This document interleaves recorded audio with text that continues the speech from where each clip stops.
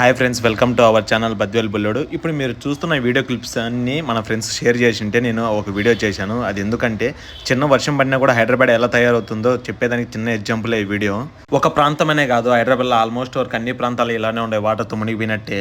ఎలాగైనా బతకాలి, ఏమైనా సాధించాలంటే ఫస్ట్ గుర్తొచ్చేది హైదరాబాద్. అలాంటి ప్రాంతమే వానకి ఇలా అయిందంటే చాలా ఆశ్చర్యంగా ఉంది. కొందరు అయితే లాస్ట్ వీడియోకి కొన్ని మెసేజ్లు కూడా పెట్టారు, నువ్వు ఆ గవర్నమెంట్కి సపోర్ట్ చేస్తున్నావు, ఈ గవర్నమెంట్కి సపోర్ట్ చేస్తున్నావు అని. నేను అయితే ఏ గవర్నమెంట్కి సపోర్ట్ చేయడం లేదు, ఒక నార్మల్ పీపుల్గా ఆలోచించండి అని అంటున్నాను అంతే.